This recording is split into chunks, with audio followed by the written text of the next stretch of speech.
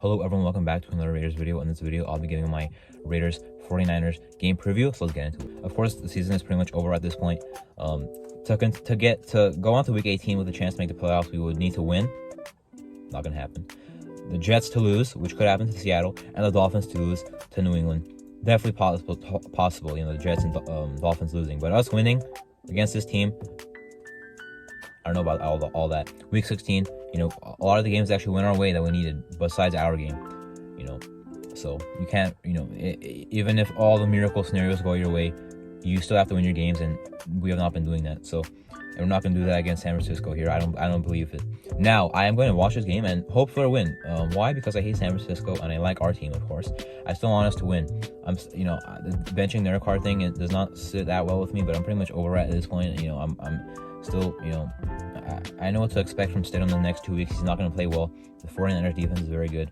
We'll see what happens, at least with Adam. I mean, maybe he spreads the ball out.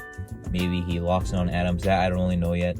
Maybe we run the ball a lot. We don't exactly have to, because Waller and Renfrow had a nice week last week, and Adams, we'll see what happens with him, because he has not really done good with Carr since week 13, besides 2 big plays against the Rams in week 14. So I'm not sure about how he will play this game.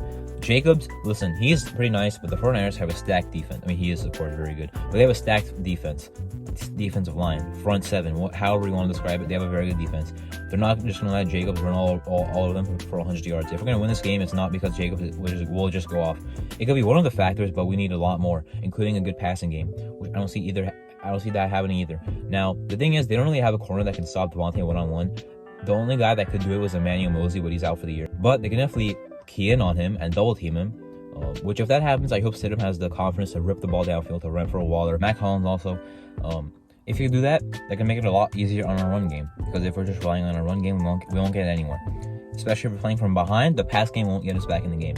We have to play a very good game from the beginning of the game, or unless we're going to fall behind. And if we don't, we're going to fall behind by a lot and end up losing, turning the ball over. Pretty much exactly what I said for the week 1 game against the Chargers, but the Chargers and the 49ers are two different, very, very different teams. We're playing a juggernaut of a team right here. They're 11-4, haven't lost in a long time. They lost their first game after the game with McCaffrey because they didn't really play him that much, and they had a lot of injuries against the Chiefs. But since then, have not lost.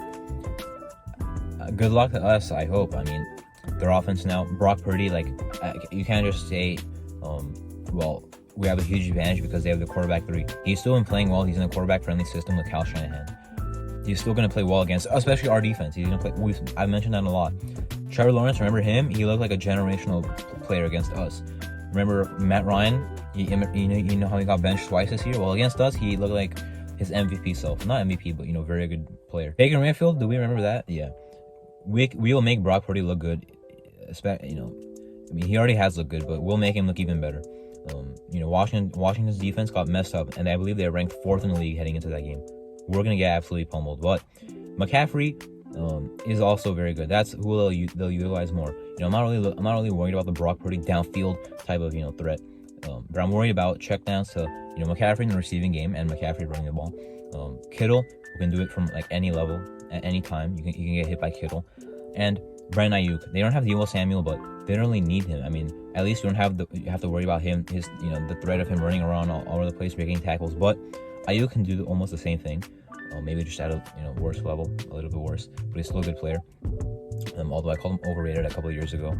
Maybe that still holds true. I don't really know about that. Good offensive line as well. Our defensive line needs to play a good game. Crosby, we need him. This is the game. I mean, Crosby and Nick Bosa have never played against each other.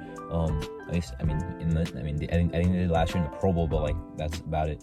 So hopefully we can, he can play a good game, and we can argue that Crosby's better than Nick Bosa, because right now he's not winning that argument. Nick Bosa might win the Defensive Player of the Year. About 5 weeks ago, it was a good argument. Now Nick Bosa has been going off, so hopefully Crosby can win that matchup there again. But he's playing a good offensive line. We'll have, I don't know who our other defensive end will be. Probably Clelin Ferrell. Malcolm Kuntz, I hope, plays a good amount. Defensive tackles, I'm assuming they'll just rotate in the rookies, Matthew Butler and Neil Jr., because they want to see what they're looking like since the season's about to end. They want to know what they have going into next year. Defensive tackles a big need. Who are they going to bring back? Who are they going to sign? Who are they going to let go? Billings is back. He's a good player. Probably our best defensive tackle. Bilal Nichols in their at-3 technique. They need to have a good game. I mean, I don't see it happening. I see us losing in the trenches. On the other side, a tough battle. Eric Armstead, Nick Bosa. Who else do they have? I mean, I guess the rookie Drake Jackson. I know I'm missing some guys. I know Kerry Hyder Jr. is questionable, but Stacked front seven, as I mentioned. Linebackers, Fred Warner flying around, will make a lot of tackles, some good plays in coverage. Stidham's gonna get picked off at least twice. You can, or at least once. You can bet on who you think it'll be. I mean, I'll think it'll be Fred Warner making a pick, and maybe like some guy in the secondary, maybe Jimmy Ward, someone. He'll throw some picks. The same frustration is gonna happen. With Carr throwing those picks, with Stidham throwing those picks, with us losing, the same frustration, because I'm still rooting for a win, but there still has to be a lot that goes their way, as I mentioned. The final keys, I guess I'll mention. I just basically ran through the matchup, but our defense, their offense, our offense, their defense, as I usually do. I guess the keys to winning the game are run the ball well with Jacobs, but that's not enough.